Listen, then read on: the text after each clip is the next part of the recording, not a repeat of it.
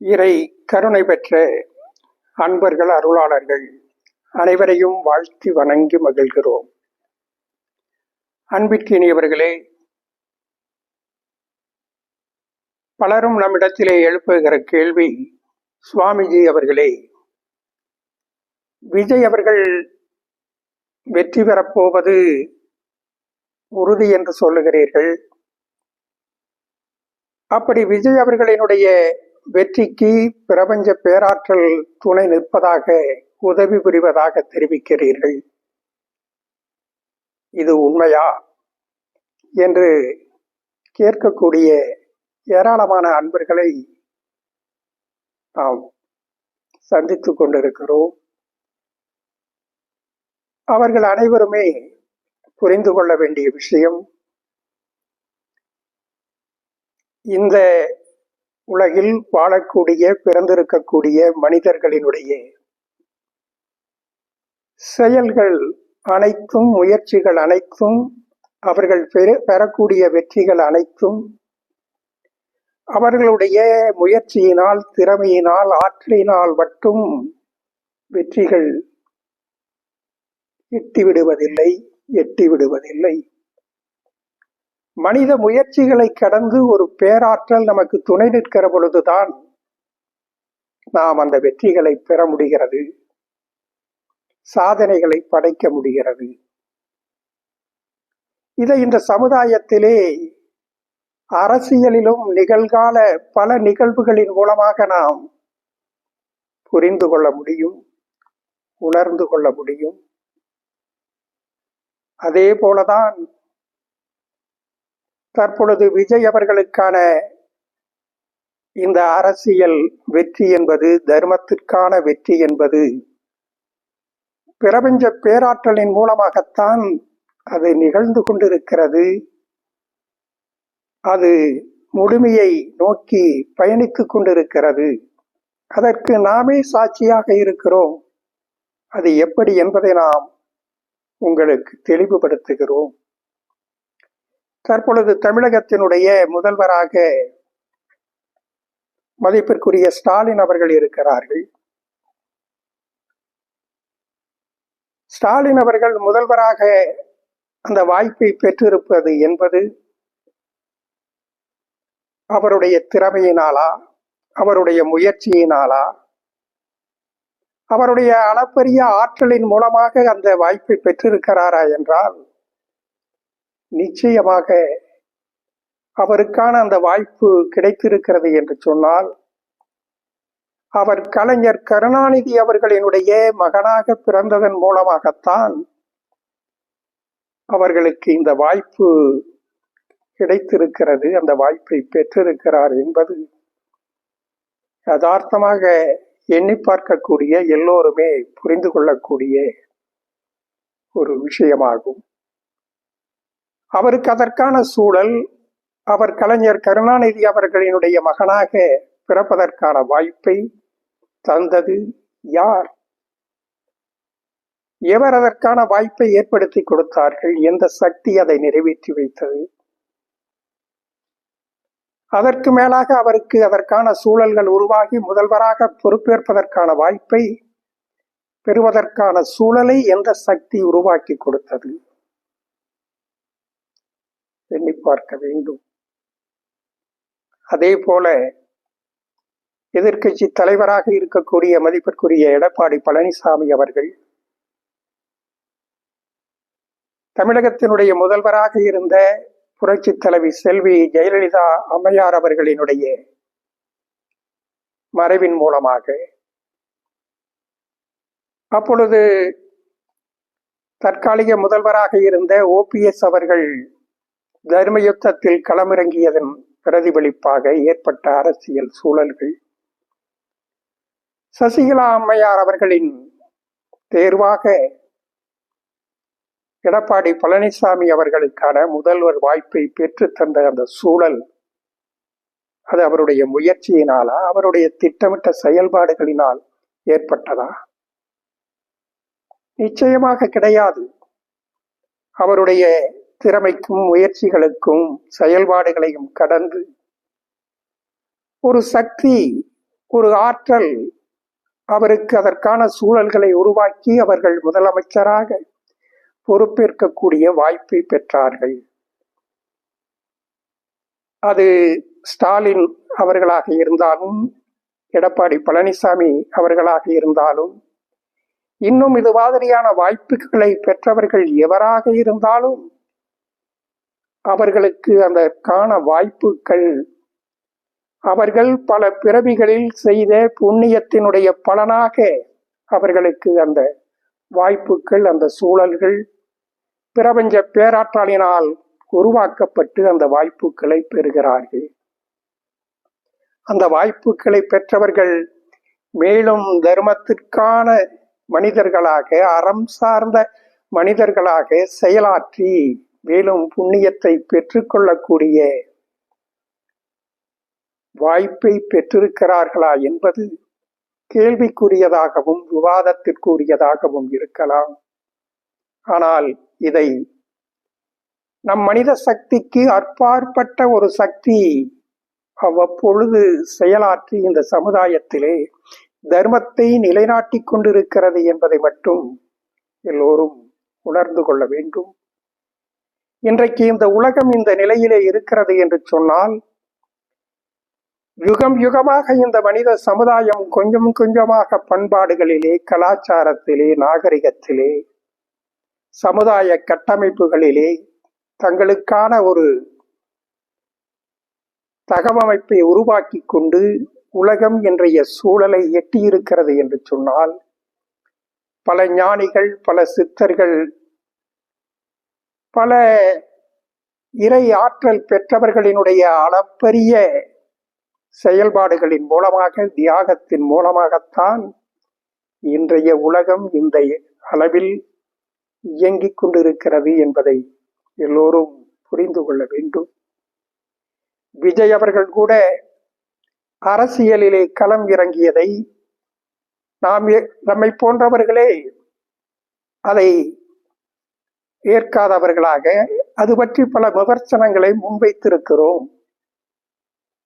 ஆனால் இன்றைக்கு அந்த விஜய் அவர்களுக்கு, அவர்களினுடைய அரசியல் செயல்பாடுகளுக்கு ஆதரவு அளிக்க வேண்டும், அதற்காக மக்களை வழிகாட்டி அதற்கு துணை புரிய வேண்டும் என்கிற சூழல் எப்படி ஏற்பட்டிருக்கிறது என்று சொன்னால், அவர்கள் மேற்கொண்டிருக்கக்கூடிய தர்மத்திற்கான செயல்பாடுகளின் மூலமாக அறம் சார்ந்த அரசியல் இந்த மண்ணிலே மலர வேண்டும் என்பதற்கு அவர் அர்ப்பணித்துக் கொண்டு களம் இறங்கி இருப்பதனுடைய விளைவாகத்தான் அதற்கான சூழல் உருவாகி இருக்கிறது. தமிழகத்திலே அரசியல் கலாச்சாரம் மிக கேவலமாக மாறிவிட்டது. அரசியல் என்பதும் அரசு என்பதும் சுலபமாக பணம் சம்பாதிப்பதற்கும், கான்ட்ராக்டுகளிலே கமிஷன் வாங்குவதற்கும், ஊழல் செய்வதற்கும், கனிம வளங்களை கொள்ளையடித்து பணங்களை குவிப்பதற்கும், டாஸ்மார்க்கிலே பணம் சம்பாதிப்பதற்கும், இப்படி அரசியல் என்பதை வியாபாரமாக, அதை கடந்து சுலபமாக சட்டபூர்வமாக கொள்ளையடிப்பதற்கான ஒரு வாய்ப்பாக, நச்சு கலாச்சாரமாக மாறிவிட்ட இந்த நிலைமையிலே இருந்து தமிழகம் விடுபடுவதற்கு ஒரு வாய்ப்பு உருவாக வேண்டும் என்றுதான் பல சிந்தனையாளர்கள், அறிஞர்கள், அதற்காக சமூக நோக்கர்கள், சமூகத்திலே அக்கறையுள்ளவர்கள் எல்லாம் அதற்காக முயற்சி மேற்கொண்டார்கள். திராவிட முன்னேற்ற கழகத்திற்கும் அண்ணா திராவிட முன்னேற்ற கழகத்திற்கும் ஒரு மாற்றான அறம் சார்ந்த அரசியலுக்கான சக்தி இந்த மண்ணில் உருவாக வேண்டும் என்பதற்காக ரஜினி அவர்கள் களமிறங்க மாட்டாரா? ரஜினி அவர்கள் களமிறங்க வேண்டும் என்று எல்லோரும் ஒரு கட்டத்திலே எதிர்பார்த்து அதற்காக செயலாற்றினார்கள். முனைந்து அவரோடு அரசியலிலே களமிறங்குவதற்கு காத்து கொண்டிருந்தார்கள். அரசியலிலே களமிறங்குவதாக தெரிவித்த ரஜினி அவர்கள் கடைசியிலே அவர் துப்பாக்கியை கீழே போட்டுவிட்டு நான் அரசியலுக்கு வரவில்லை என்று அறிவித்து விட்டார். அவர்கள் அரசியலுக்கு வருவார், ஒரு மாற்றம் ஏற்படும், மாற்றத்தை உருவாக்க முடியும் என்று நம்பிக்கையோடு அவரோடு செயல்பட்ட தமிழருவி மணியன் போன்றவர்களெல்லாம் துடித்து போய்விட்டார்கள், நொந்து போய்விட்டார்கள். இன்றைக்கும் விஜய் அவர்களுக்கு இந்த வாய்ப்பு ஏற்பட்டு இருக்கிறது என்று சொன்னால், அன்றைக்கு ரஜினி அவர்கள் அரசியல் கட்சி தொடங்கி இருப்பார்கள் என்று சொன்னால், இன்றைக்கு விஜய் அவர்களுக்கு ஆன இந்த வாய்ப்பு சாத்தியமில்லாத ஒன்றுதான் என்பதை எல்லோரும் புரிந்து கொள்ள வேண்டும். அதே போல பாரதிய ஜனதா கட்சியினுடைய தலைவராக அண்ணாமலை அவர்கள் தொடர்ந்திருப்பார்கள் என்று சொன்னால், இன்றைக்கு விஜய் அவர்களினுடைய ஆதரவு அது முழுமையானதாக இருந்திருப்பதற்கான வாய்ப்புகள் தடைபட்டிருக்கும் என்பதையும் அரசியல் புரிந்தவர்கள் அனைவரும் உணர்ந்து கொள்ளக்கூடிய புரிந்து கொள்ளக்கூடிய செய்தியாகும். அப்படி ரஜினி அவர்கள் அரசியலிலே களமிறங்காமல் போடக்கூடிய சூழலும், அண்ணாமலை IPS அவர்கள் பாரதிய ஜனதா கட்சியினுடைய தலைமை பதவியிலே இருந்து விலகி ஒரு அரசியல் சூழல் ஏற்பட்டிருப்பதும், இவையெல்லாம் விஜய் அவர்களினுடைய முயற்சியால் நடைபெற்று இருக்கக்கூடியதா, அல்லது அவர்கள் இதற்காக முயன்று அதன் மூலமாக இவைகள் நிறைவேறி இருக்கிறதா என்றால் நிச்சயமாக இல்லை. தற்பொழுது தமிழகத்திலே அறம் சார்ந்த அரசியலுக்கான மாற்றங்கள் வேண்டும். அப்பொழுதுதான் இந்த மக்களுக்கு நன்மைகள் விளைவிக்கக்கூடிய சூழல் இந்த மண்ணிலே அதிகரிப்பதற்கான வாய்ப்புகள் உருவாகும். இன்றைக்கு இருக்கக்கூடிய நச்சு கலாச்சார அரசியலிலே இருந்து விடுபட்டு ஆரோக்கியமான சூழலை உருவாக்குவதற்கு ஒரு தலைவன் இங்கே உதயமாக வேண்டும் என்கிற ஏக்கம் தமிழகத்திலே எல்லா மக்களினுடைய கனவுகளாக இருந்து கொண்டிருந்த இந்த சூழலில், மனித வாழ்க்கையில் பணம் எல்லோருக்கும் தேவைதான். பணம் சம்பாதிக்க வேண்டும், சொத்துக்கள் சேர்க்க வேண்டும் என்று சொன்னால், சுகங்களை அனுபவிக்க வேண்டும் என்று சொன்னால், அதற்கு இந்த உலகத்தில் 1000 வழிகள் இருக்கிறது. அதன் மூலமாக நீங்கள் நிறைய பணங்களை, சொத்துக்களை, சுகங்களை சேர்த்து கொண்டு ஆனந்தமாக வாழுங்கள். அதற்கு இங்கே தடையேதும் இல்லை. ஆனால் மனித வாழ்க்கையில் உயர்ந்த ஆன்மீகமாகவும் உயர்ந்த தர்மமாகவும் இருக்கக்கூடிய அரசியலில் அரசில் பங்கேற்கிறவர்கள் அரசாட்சியை பணம் சேர்ப்பதற்கான, கொள்ளையடிப்பதற்கான வாய்ப்பாக நீங்கள் பயன்படுத்துவது என்பது தர்மத்திற்கு உரியது அல்ல. மிக பெரிய பாவங்களை செய்கிறீர்கள். இந்த பாவங்களிலே இருந்து நீங்கள் விடுபடக்கூடியவர்களாக நம்முடைய அரசியல்வாதிகள் மாற வேண்டும். இந்த மண்ணில் அறம் சார்ந்த அரசியல் மலர வேண்டும். அதுதான் இந்த மண்ணுக்கு மட்டுமல்ல, இந்த தேசத்திற்கு மட்டுமல்ல, உலகத்திற்கே வழிகாட்டக்கூடிய, இந்த உலகத்தில் அமைதி உலகம் உருவாவதற்கான அடிப்படையாக அமையும்.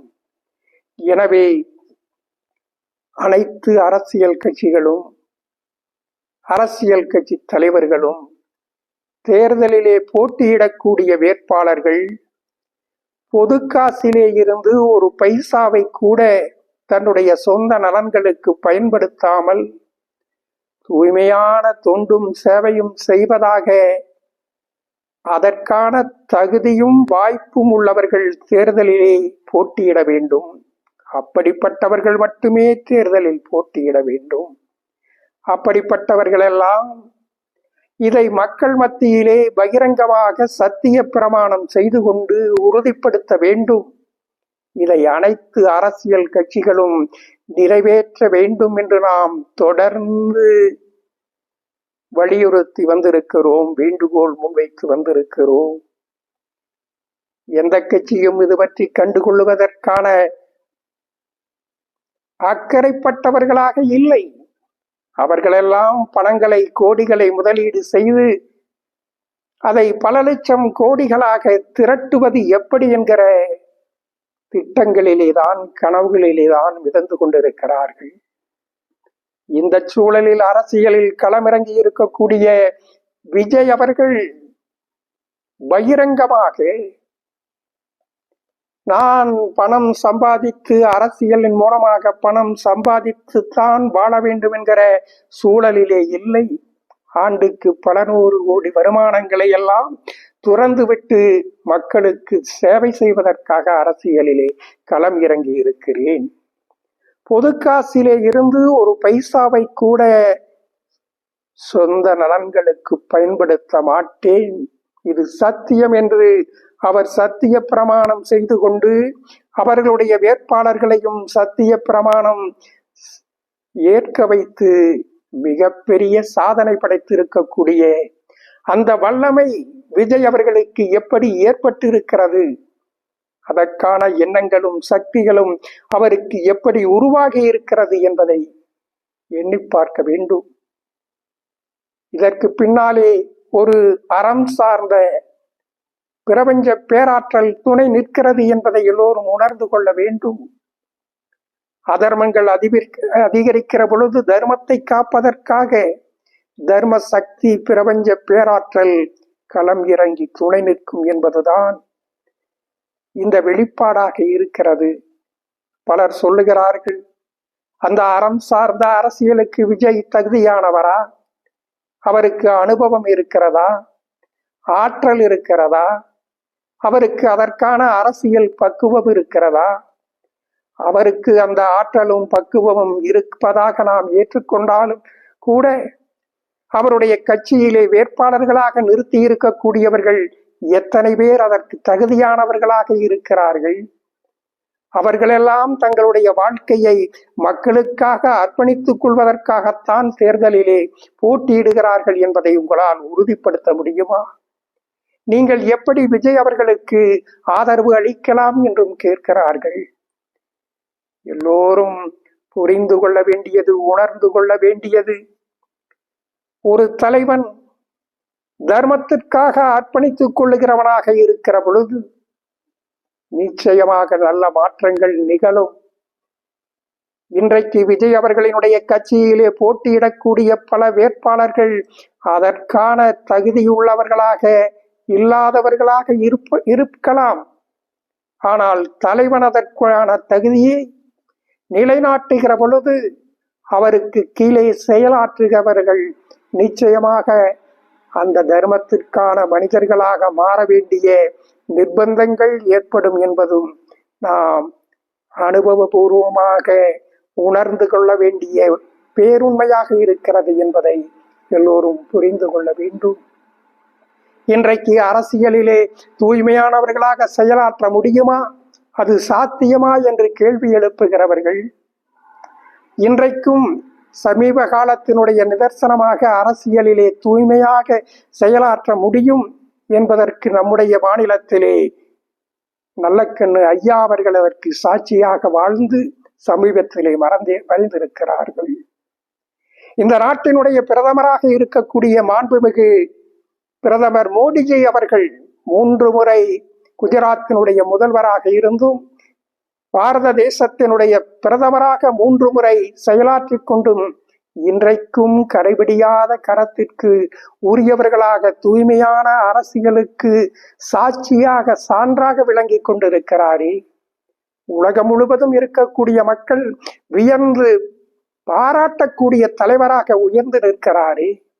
அவர் தூய்மையானவராக செயலாற்றுவதன் மூலமாக அவருக்கு கீழே இருக்கக்கூடிய அமைச்சர்கள், பாராளுமன்ற உறுப்பினர்கள் அதை நிறைவேற்ற வேண்டிய அந்த தகுதி படைத்தவர்களாக மாறியிருக்கிறார்கள் என்பதை இன்றைக்கும் நாம் நிதர்சனமாக பார்த்து கொண்டிருக்கிறோம். அதே போல இன்றைக்கு விஜய் அவர்கள் இந்த தூய்மையான அறம் சார்ந்த அரசியலுக்காக அவர் சத்திய பிரமாணம் செய்து கொண்டிருக்கிறாரே. இன்றைக்கு வாய்கிழிய பேசிக்கொண்டிருக்கக்கூடிய, பல வாக்குறுதிகளை அள்ளி வீசிக்கொண்டிருக்கக்கூடிய எந்த ஒரு அரசியல் கட்சி தலைவரும் தமிழகத்திலே அந்த சத்திய பிரமாணம் செய்வதற்கு தயாராக இருக்கிறார்களா என்பதை எண்ணி பாருங்கள்.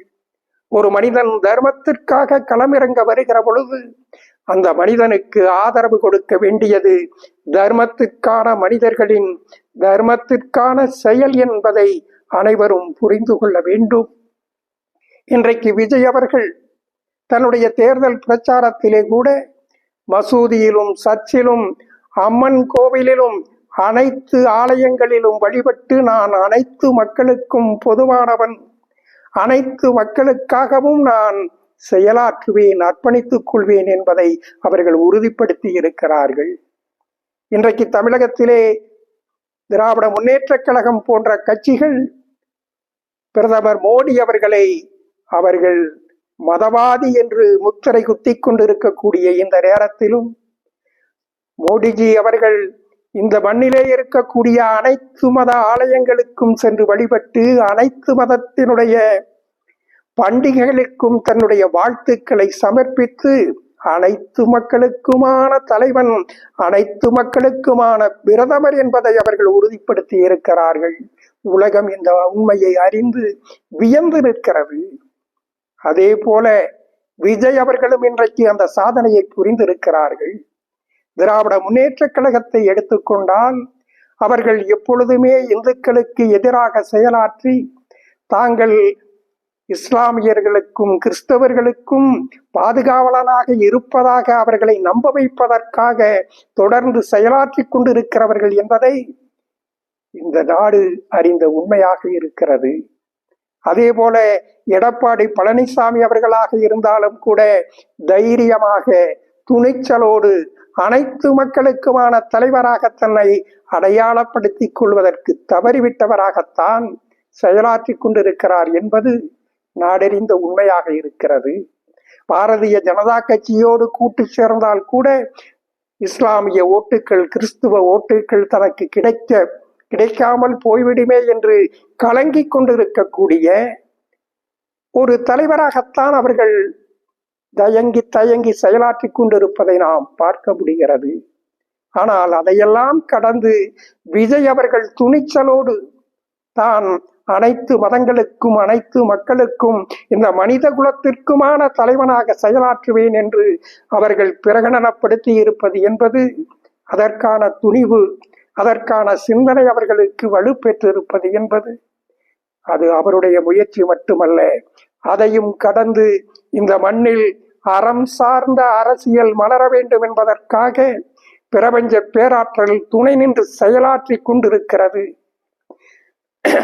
என்பதனுடைய சான்றாகத்தான் இந்த நிகழ்வுகள் நிகழ்ந்து கொண்டிருக்கிறது. நாம் விஜய் அவர்களுக்கு ஆதரவாக பேசுகிறோம், தர்மத்திற்காக அனைத்து மக்களும் ஆதரவளிக்க வேண்டும் என்கிற வேண்டுகோளை முன்வைக்கிறோம் என்று சொன்னால் நாம் மட்டுமல்ல, இன்றைக்கு சமுதாயத்திலே ஏராளமான தர்மத்திற்கான மனிதர்கள் இதற்காக பிரார்த்தனை செய்து கொண்டிருக்கிறார்கள், இதற்காக முனைந்து செயலாற்றி கொண்டிருக்கிறார்கள். இந்த தமிழகத்தை சேர்ந்த ஏராளமான மக்கள், மனிதர்கள், வெளிநாடுகளிலே வாழுகின்றவர்கள் கூட தங்களுடைய வேலையை, நேரத்தை, தங்களுடைய ஊதியத்தை எல்லாம் தியாகம் செய்துவிட்டு விஜய் அவர்களுக்காக களமிறங்கி செயலாற்றி கொண்டிருக்கிறார்கள். விஜய் அவர்களுக்கான கட்சி இன்னும் முழுமையான கட்டுக்கோப்பை பெறவில்லை. அவர்கள் அரசியல் களத்தை முழுமையாக அறிந்தவர்கள் அல்ல. அவர்கள் அரசியல் களத்திலே, தேர்தல் களத்திலே முழுமையாக செயலாற்றக்கூடிய வல்லமை பெற்றவர்கள் அல்ல என்று எண்ணக்கூடிய சூழலிலும் அவைகளையெல்லாம் கடந்து அவர்களுக்காக ஓட்டளிப்பதற்கு விஜய் அவர்கள் செல்லுகிற இடங்களிலே எல்லாம் மக்கள் கட்டுக்கடங்காமல் திரண்டு வந்து கொண்டிருக்கிறார்களே, அது அவருடைய முயற்சியினால் மட்டுமல்ல, அவருக்கான திறமையினால் மட்டுமல்ல, இந்த மண்ணிலே அறம் சார்ந்த அரசியலுக்கான நிலை பிறழ்ந்து போய்விட்டு இருக்கிறது. அதர்மம் நிறைந்திருக்கக்கூடிய இந்த சமுதாயத்தில் தர்மத்தை நிலைநாட்ட வேண்டும் என்பதற்காக தர்மத்தினுடைய சக்தி, பிரபஞ்சத்தினுடைய பேராற்றல் அவருக்கு துணை நின்று இன்றைக்கு இந்த சூழல்களை உருவாக்கி இருக்கிறது. இதன் மூலமாக விஜய் அவர்கள் இந்த மண்ணில் அறம் சார்ந்த அரசியலுக்கான மகத்தான சாதனை படைக்கப் போகிறார்கள் என்பது நிரூபணமாக்கப்பட்டு கொண்டிருக்கிறது.